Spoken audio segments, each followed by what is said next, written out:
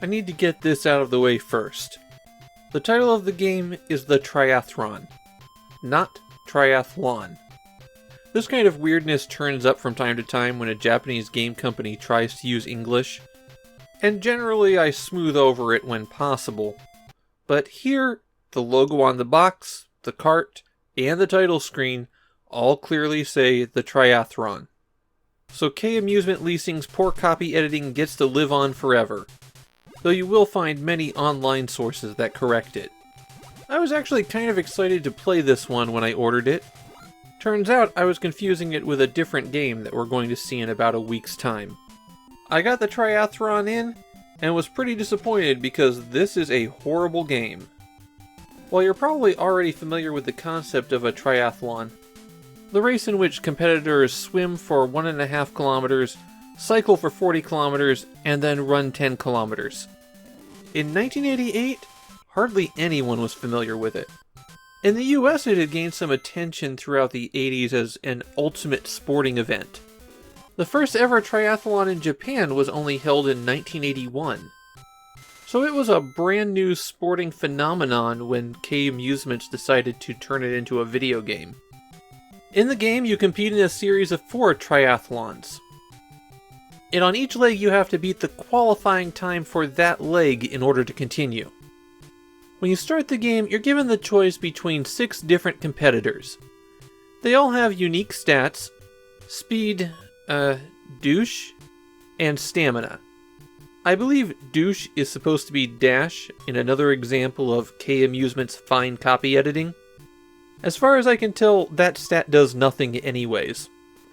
All of the races go swimming, then biking, then running.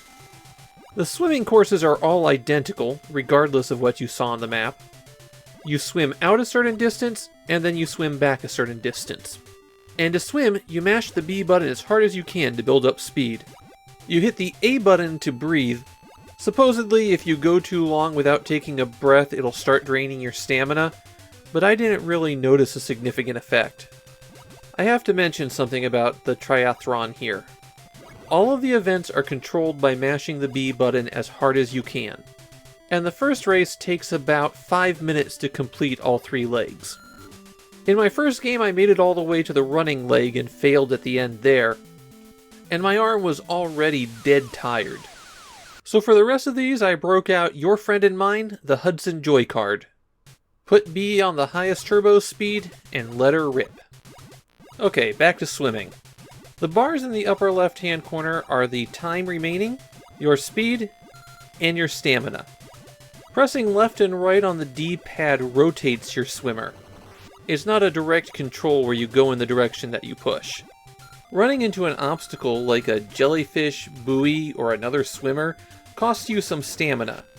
You can recover stamina and time by collecting these icons that you find at the edges of the course. They're actually a little bit tricky to pick up, but if you don't collect any, there's a good chance that you're going to run out of stamina on later legs.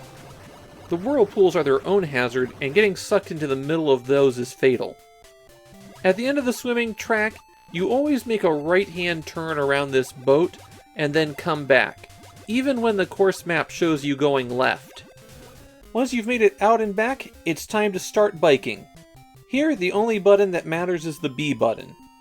Your steering isn't great on the biking segments.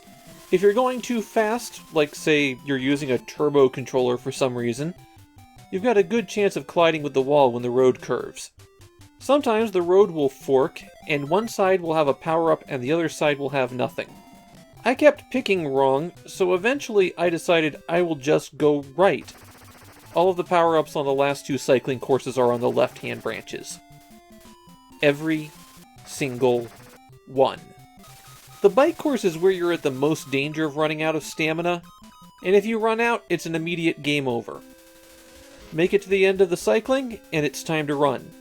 Here, B runs, and A jumps over obstacles. You'll find holes on the road that you have to run around, or some hedges that you have to leap over, and sometimes there will be a power-up in the sky that you have to jump up to. Keep an eye out for these stations alongside the course where you can get a drink, and you can also find a skateboard that you can ride on. while on the skateboard you don't have to mash B. It's actually slower than what you'd get if you use the turbo controller, and it goes away once you run into anything.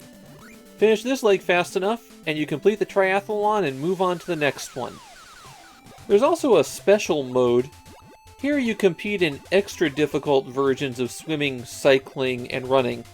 You don't have any stamina, but any mistake is an immediate game over. So while you're swimming, you're being pursued by a shark and have other swimmers come straight at you. And you cycle through the depths of space. I couldn't make it to the running course, but that one also is a dark stage. The Triathron is a weak game, but that control scheme makes it just about impossible to play. If you don't use a turbo controller, you will hurt yourself trying to beat this game. And it's just not a lot of fun.